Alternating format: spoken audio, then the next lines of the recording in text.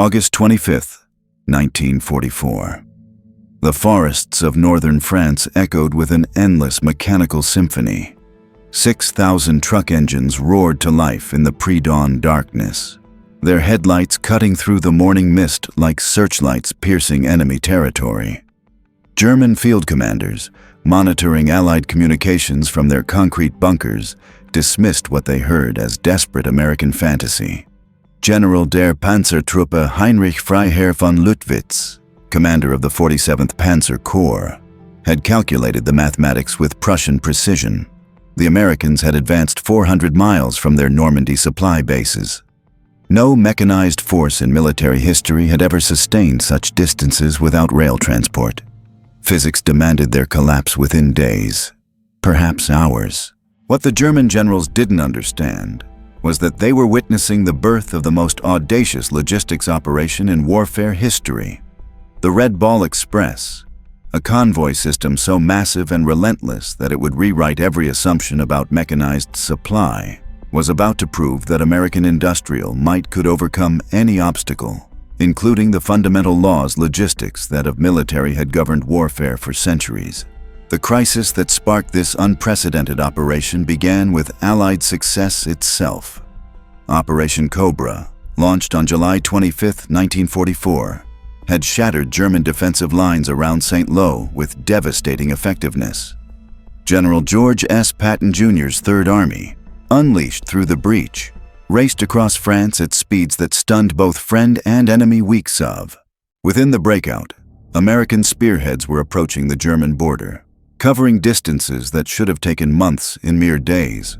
But the rapid advance created a logistical nightmare that threatened to transform victory into catastrophe. Each American division consumed approximately 700 tons of supplies daily. Fuel, ammunition, food, medical supplies, spare parts, and thousands of other essential items had to travel from Normandy beaches to forces now operating 300 miles inland. The mathematics were staggering.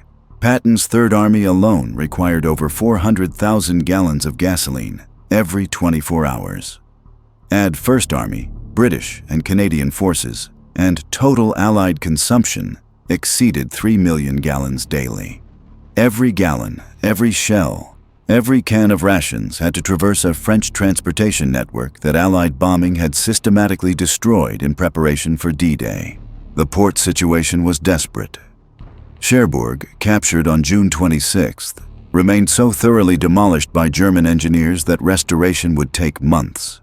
The artificial Mulberry harbors, those remarkable floating ports towed across the English Channel, had sustained the invasion through June and July.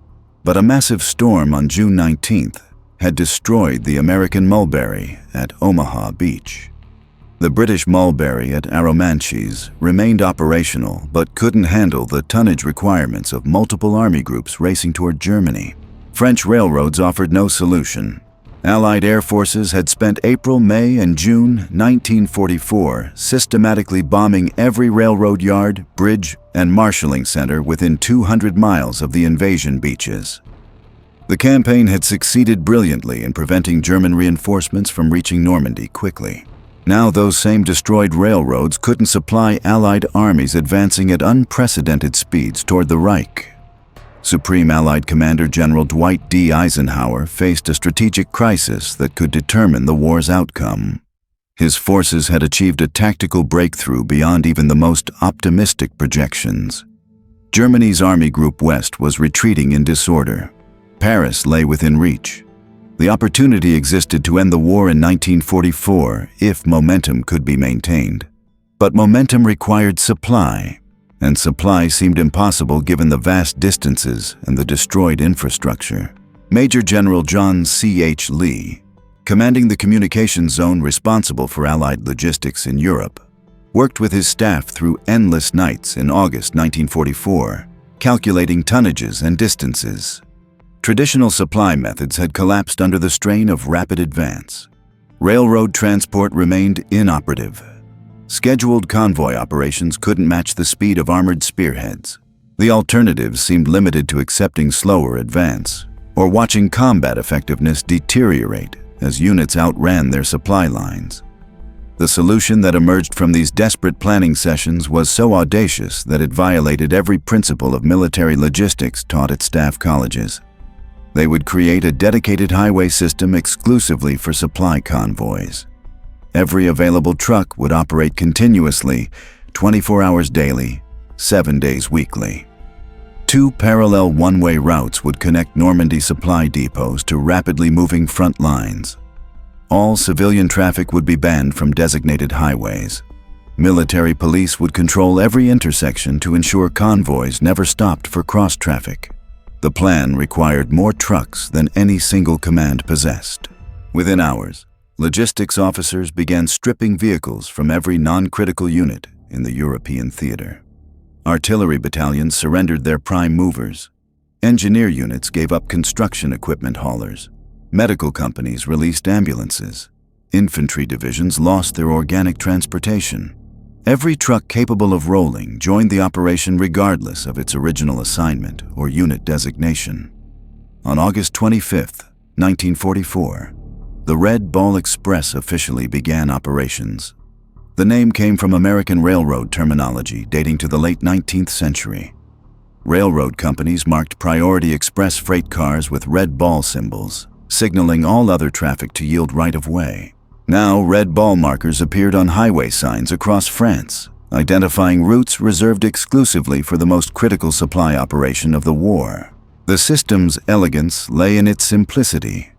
2 parallel highways connected Norman supply depots near Saint-Lô and Cherbourg to forward supply points that moved eastward with advancing armies. The northern route carried loaded trucks toward combat zones. The southern route returned empty vehicles to Normandy, often transporting German prisoners westward as backhaul cargo. Total route length eventually stretched nearly 400 miles one way as front lines advanced toward Germany. Nearly 6,000 trucks participated at peak operation, primarily GMC CCKW 2.5-ton vehicles nicknamed the Deuce and a Half. These workhorses of American logistics featured 6-wheel drive, rugged construction, and most importantly, simplicity that allowed field maintenance with basic tools. Convoys officially consisted of at least 5 trucks with Jeep escorts front and rear. Trucks maintained 60-yard intervals and 25-mile-per-hour maximum speeds. In reality, individual vehicles often departed as soon as they were loaded, and speed limits became suggestions rather than regulations. The 793rd Military Police Battalion provided route security and traffic control. MPS manned every major intersection, ensuring red ball convoys never stopped for cross-traffic. They directed lost drivers, reported accidents, and fought losing battles against speed limit violations. Some MPs rode with convoys when their jeeps proved too slow to keep pace with determined drivers pushing their trucks beyond design specifications. Each round trip required approximately 54 hours as front lines moved farther from supply bases. 2-man driver teams shared duties, though in practice both men often remained awake for entire runs, sustained by coffee, determination, and the knowledge that combat troops depended on their deliveries. The trucks carried everything forward: 5-gallon jerry cans of gasoline, ammunition in wooden crates, food rations in cardboard boxes, medical supplies, spare parts, mail from home, and occasionally unofficial cargo including black market items and personal packages. Loading operations at Normandy ports operated continuously. Stevedores, many of them also serving under dangerous conditions, worked with brutal efficiency. A CCKW could be loaded with 5 tons of cargo in under 10 minutes. Drivers signed for their loads, received route instructions, and rolled toward combat zones with simple orders: keep them rolling, no stops except for fuel and emergencies. The demographic composition of Red Ball Express drivers would have provided fascinating study material for sociologists, had anyone possessed time for such analysis. Approximately 75% of the 23,000 drivers who eventually operated the routes were African American soldiers serving in still segregated transportation units. Military policy, based on racist assumptions prevalent in 1940s America, held that black soldiers lacked intelligence and courage for combat roles. Therefore, African Americans were assigned primarily to service units, quartermaster companies, Port battalions, transportation units, truck drivers. These men, denied equal treatment in the military they served and in the civilian society they defended, understood they were making history with every mile driven, every ton delivered. They proved Hitler's racial theories wrong through superior performance under impossible conditions. Units like the 514th, 515th, and 3908th Quartermaster Truck Companies became legendary for their reliability, endurance, and determination to complete missions regardless of obstacles encountered. The irony was profound and would not be lost on future historians. African American soldiers, segregated and discriminated against by their own military, became the lifeline sustaining America's most celebrated white generals and their armies. These drivers, who couldn't eat in white restaurants or use white facilities in much of America, kept General Patton's tanks rolling toward Germany.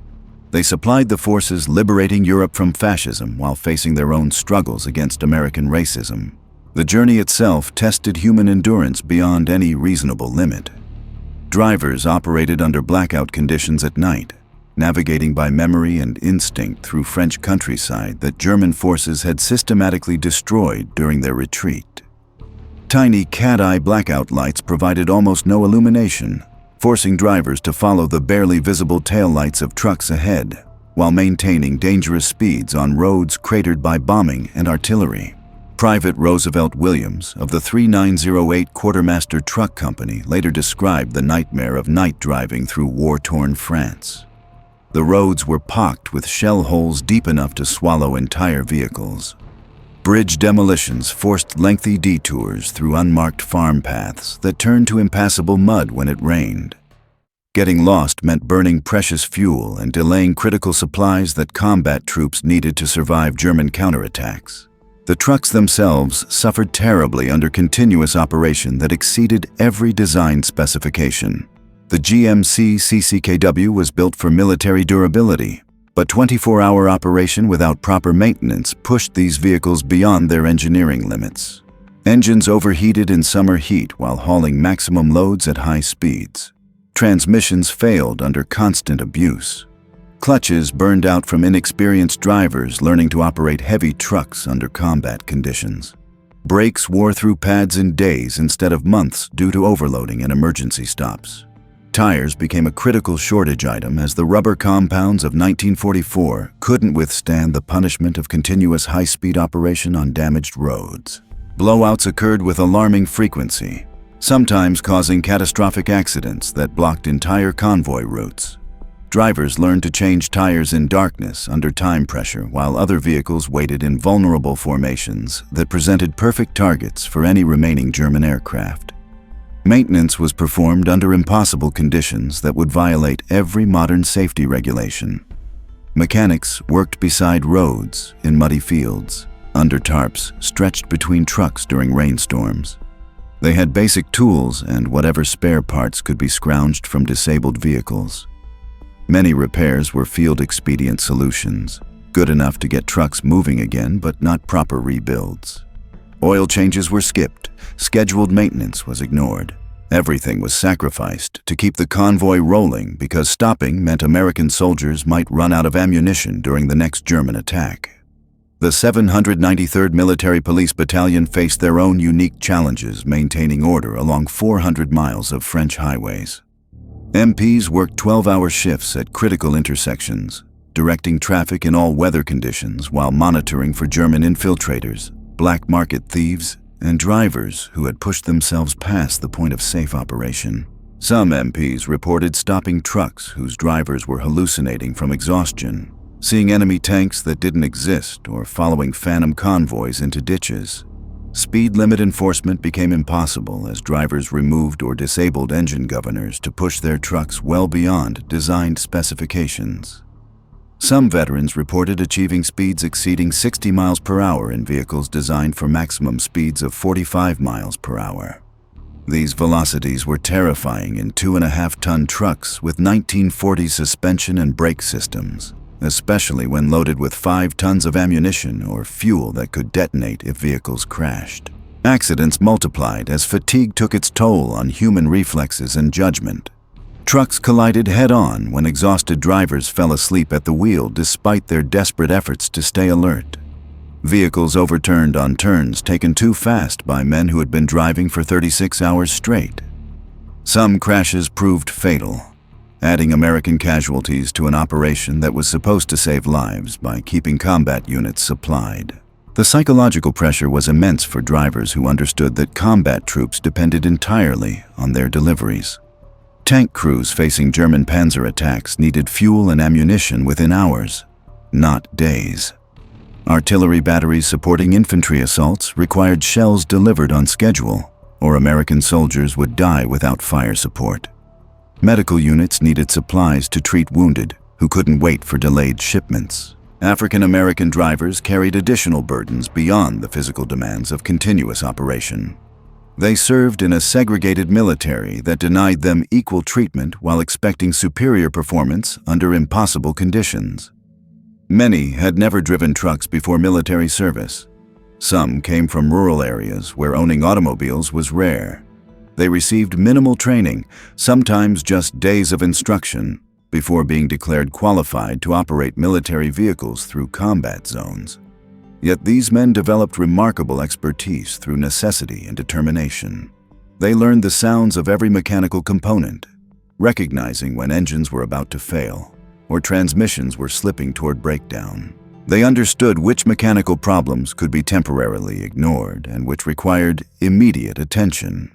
This intimate knowledge came from spending days behind the wheel, from performing their own repairs, from pushing vehicles to their absolute limits while knowing that failure meant letting down combat troops who depended on them. The racial dynamics created complex tensions within the operation itself. Black and white units often operated separately due to segregation policies. When they did interact, discrimination sometimes manifested in dangerous ways. White MPs might stop black drivers more frequently for inspections. White mess facilities served black drivers last, if at all. Some white drivers refused to help black drivers with mechanical problems, forcing African American soldiers to solve problems alone under time pressure. Yet on the roads, when German shells fell or when trucks broke down far from help, racial barriers sometimes dissolved under shared danger and common purpose. Black and white drivers occasionally helped each other despite official segregation policies because survival mattered more than prejudice when facing mechanical failure in hostile territory. The Germans, observing this seemingly chaotic operation from concealed positions, couldn't comprehend how such apparent disorder produced consistent results. German military doctrine emphasized careful planning, maintenance schedules, and proper procedures. The Americans violated every principle, yet achieved supply rates that German forces couldn't match with their more systematic approaches. Captured German officers provided testimony revealing their confusion and growing despair. Wehrmacht soldiers could hear American truck engines throughout every night, an endless mechanical symphony that never stopped. The sound itself became psychological warfare as German units rationed their last ammunition while Americans received unlimited supplies delivered by drivers who seemed immune to exhaustion. The tonnage figures achieved by the Red Ball Express defied every pre-war calculation of logistical possibility. Daily deliveries averaged between 10,000 and 12,500 tons of supplies. 900 trucks operated simultaneously at any given moment. Peak single-day performance reached over 13,000 tons delivered across distances that should have made such volumes impossible. By September 1944, the strategic impact became undeniable. Patton's Third Army had advanced over 400 miles from Normandy beaches to the German border, a feat Wehrmacht planners had calculated as physically impossible without functioning railroads. American tank divisions maintained operational tempos that German forces couldn't match even when fighting defensive battles with interior supply lines. By late September 1944, Wehrmacht Field Marshal Gerd von Rundstedt received intelligence reports that should have filled him with hope. American spearheads had advanced over 400 miles from their Normandy supply bases. German staff officers calculated that such distances made sustained operations impossible without functioning railroads. Every textbook, every precedent, Every mathematical model confirmed that Patton's Third Army would grind to a halt within days. Instead, intercepted Allied communications revealed something that defied German military science. American units were reporting fuel reserves at 90% capacity. Artillery batteries were firing unlimited barrages. Tank divisions were maintaining operational tempos that German forces couldn't match even when fighting defensive battles. The impossible was happening, and German commanders couldn't explain it. The explanation rolled past German observation posts every night in endless processions of headlights that violated every principle of military security. American truck convoys operated with lights blazing, abandoning blackout discipline that German forces considered essential for survival. These convoys moved with mechanical precision that suggested unlimited resources, unlimited vehicles, unlimited determination to keep armies supplied regardless of cost or conventional limitations. General der Panzertruppen Hasso von Manteuffel, commanding the 5th Panzer Army, watched American supply operations with growing alarm. His intelligence officers reported convoy intervals of 5 minutes throughout every night. Individual convoys contained 60 to 80 vehicles carrying maximum loads. The mathematics revealed supply rates that exceeded German theoretical maximums by factors of 10 or more. What particularly disturbed German commanders was American willingness to accept losses that would have paralyzed Wehrmacht operations. Broken trucks were abandoned rather than repaired. Damaged vehicles were pushed into ditches to clear routes for following convoys. Americans treated trucks as expendable resources, replacing mechanical failures with new vehicles rather than conserving existing equipment through careful maintenance. Colonel Hans von Luck, commanding the 125th Panzer Grenadier Regiment, observed American logistics philosophy firsthand when his unit captured a Red Ball Express convoy near Reims. The American drivers, predominantly African-American soldiers from quartermaster units, displayed remarkable morale, despite operating under conditions that would have broken German logistics personnel. They had been driving for 36 hours straight, sustained by coffee and determination that German officers found incomprehensible. The captured trucks revealed American industrial capacity that staggered German technical specialists. Each GMC-CCKW represented manufacturing quality that German industry couldn't match under wartime conditions. Engines were precisely machined, electrical systems were reliable, and mechanical components were interchangeable between vehicles. German mechanics marveled at American standardization that allowed parts from one truck to repair another without modification. More disturbing was American redundancy planning. Intelligence estimates suggested that for every truck captured or destroyed, 3 replacements were already en route from American factories. German forces destroyed individual vehicles but never reduced overall convoy capacity because American production exceeded losses by overwhelming margins. Wehrmacht units were fighting American factories, not just American armies. The demographic composition of Red Ball Express drivers created additional psychological warfare against German racial theories.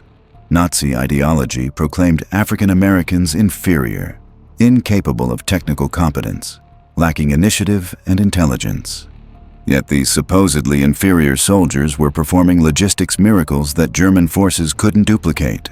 Every successful supply run contradicted fundamental assumptions about racial capabilities that formed the foundation of Nazi worldview. Captured German documents revealed growing desperation among Wehrmacht commanders who realized they faced an enemy that operated by different rules. Traditional military calculations assumed limited resources, careful conservation, and gradual attrition of enemy capabilities.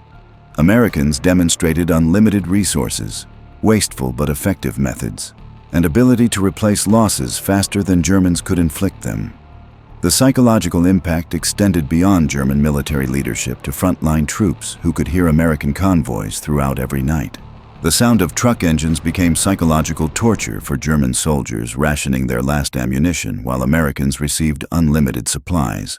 Some Wehrmacht units reported phantom convoy syndrome, hearing truck engines when no vehicles were present, demonstrating how profoundly the constant supply operations affected German morale.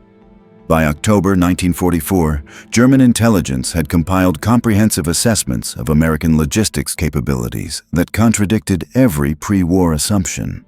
The reports contained observations that challenged fundamental German understanding of modern warfare. Americans operated supply systems that functioned despite appearing chaotic and wasteful. They achieved efficiency through volume rather than precision. They replaced skill with numbers, experience with industrial capacity. General der Infanterie Friedrich Schulz, captured during the collapse of Army Group Center, provided testimony that revealed German intellectual surrender to American logistics superiority. He told interrogators that Wehrmacht forces had prepared for everything except American industrial abundance. German planning had assumed American forces would operate under European resource constraints, conserving fuel, rationing ammunition, carefully maintaining equipment. The reality was devastatingly different. American units burned more fuel-moving supplies than entire German armies received for all purposes. They fired more ammunition in single barrages than German divisions possessed in total. They abandoned more equipment due to minor malfunctions than German forces could produce in months of maximum effort. Field Marshal Walter Model, commanding Army Group B, recognized the strategic implications in his final reports to Berlin. The Red Ball Express represented warfare beyond German comprehension. Americans had militarized their entire industrial society, creating logistics systems that made distance irrelevant and made resource limitations meaningless. German forces couldn't compete with this industrial arithmetic.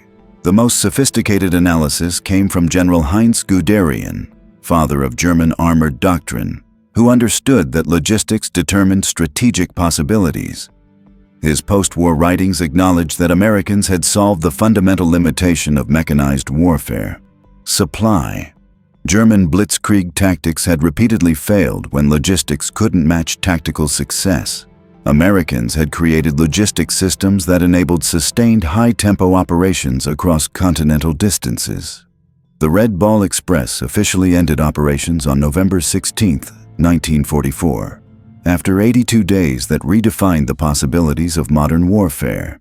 The German generals who had mocked American logistics as amateur and unsustainable were signing surrender documents 6 months later, defeated by the very supply system they had dismissed as impossible. Field Marshal Gerd von Rundstedt's final assessment proved prophetic. The Americans had not merely won battles through superior tactics, but had revolutionized war itself through industrial abundance that made traditional military calculations meaningless. The statistics told a story that military academies would study for decades. 412,000 tons of supplies delivered across distances that should have paralyzed any army. 23,000 drivers, 75% of them African-American soldiers proving their worth in a segregated military, had kept the wheels of liberation turning when conventional wisdom said they would fail. The humble GMC truck, dismissed by British experts as inadequate, had become the decisive weapon that enabled Allied victory in Western Europe. What the German High Command never understood was that they were fighting more than American armies. They were fighting American factories, American highways, American determination to solve impossible problems through sheer industrial will. The Red Ball Express represented the moment when warfare changed forever, when logistics became strategy, when the ability to move supplies mattered more than the brilliance of battlefield tactics. The drivers returned to a segregated America that still denied them equal rights, but they had proven something that would echo through history. They had demonstrated that excellence recognizes no racial boundaries, that determination conquers distance, and that ordinary men performing extraordinary service under impossible conditions can change the course of nations. The roads of France still bear the scars of their passage, but their greatest monument remains the speed of Allied victory and the thousands of lives saved by shortening the war. In the end, the German generals learned the hardest lesson of industrial warfare. Superior technology means nothing without superior supply. Tactical brilliance fails without logistical support. The Red Ball Express had taught them that in modern war, the side with the most trucks defeats the side with the best tanks. The convoy system they had mocked as a desperate American fantasy became the machine that crushed their last hope and delivered democracy to the heart of Europe at 35 miles per hour.